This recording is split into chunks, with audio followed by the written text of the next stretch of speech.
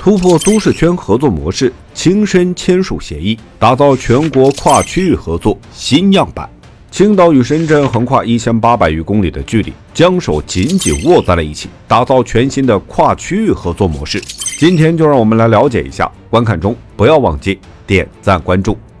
1. 青岛与深圳的基本情况。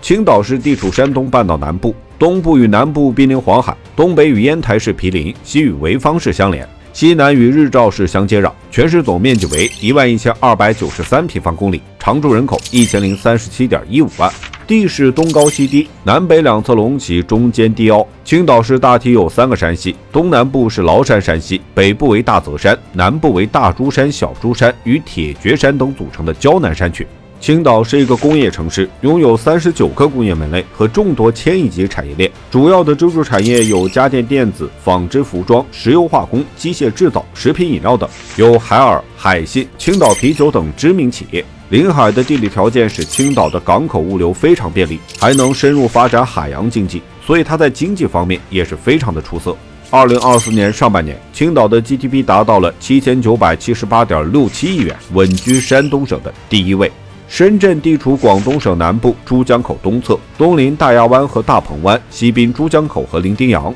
南与香港特别行政区相连，北部与东莞市、惠州市接壤。其面积1997.47平方公里，人口1779.01万。2023年，深圳 GDP 为34606.40亿元，同比增长6.0%，第二产业增加值13015.42亿元。深圳2023年全部工业增加值11818.61亿元，规模以上工业增加值增长6.2%。主要行业中，深圳电子信息产业占全国的1/6，油气开采业增长4.5%，汽车制造业增长47.3%。除了传统产业，深圳的高新产业毫不逊色。工信部曾经发布过3批制造业集群优胜者名单，深圳凭借4大产业集群位居第1。分别是信息通讯集群、先进电池材料集群、智能装备集群、高端医疗器械集群。这些先进制造业是深圳工业的底气所在。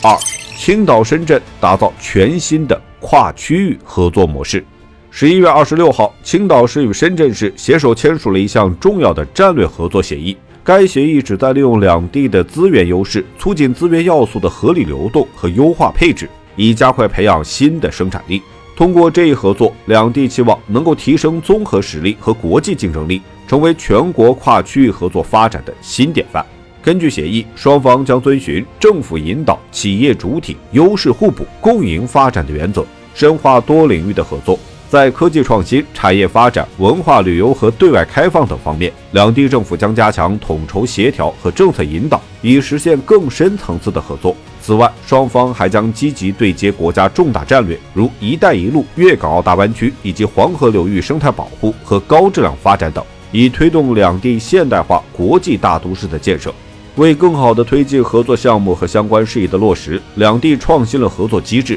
该机制由两地政府分管领导牵头，发展改革部门具体负责组织相关职能部门，通过定期的交流会商，协调推进信息共享和部门合作，确保合作事项得以顺利实施。这一新机制将为两地合作注入新的动力，推动两地共同发展、共同繁荣。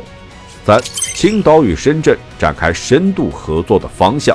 加强两地科技与产业深度合作，双方将积极推动高校与产业间的互动交流，以实现政产学研全方位的紧密合作，共同推动集成电路、人工智能、低空经济、合成生物、量子信息等战略性新兴产业和未来产业的发展。双方将利用各自的优势，在技术攻关、项目落地、产业梯次培育等方面展开合作，并鼓励两地产业主管部门引导相关协会和商会开展交流合作活动。在农业领域，双方将进一步强化合作，特别是在青岛建设一批优质农产品的标准化生产基地，如直供深圳的瓜果、粮油、蔬菜、肉蛋奶、水产品等。这将有助于支持青岛农品在以深圳为重点的粤港澳大湾区市场进行拓展。在文化、体育和旅游方面，双方将共同打造新的消费场景，并深化挖掘两地的特色文旅资源。计划举办夏游青岛、冬游深圳等主题营销活动，推动传统文化、地标产品、餐饮美食、演艺活动等领域的深度交流与合作。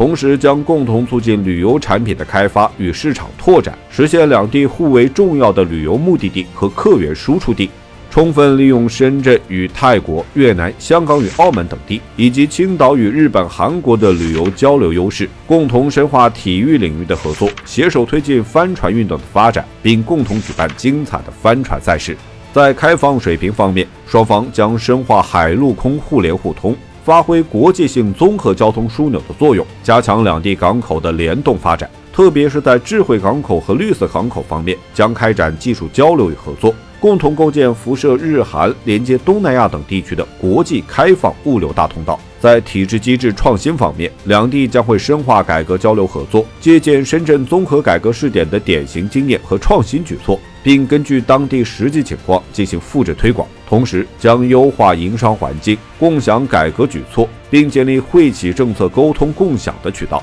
在教育人才领域，深化招才引智的工作，鼓励两地重点用人单位、高校和研究院所开展跨区域的校企合作，支持高层次人才领办企业相互推介。此外，还将通过柔性引才等多种方式，推动各自高端人才资源共享互补，以促进人才在区域内的合理布局。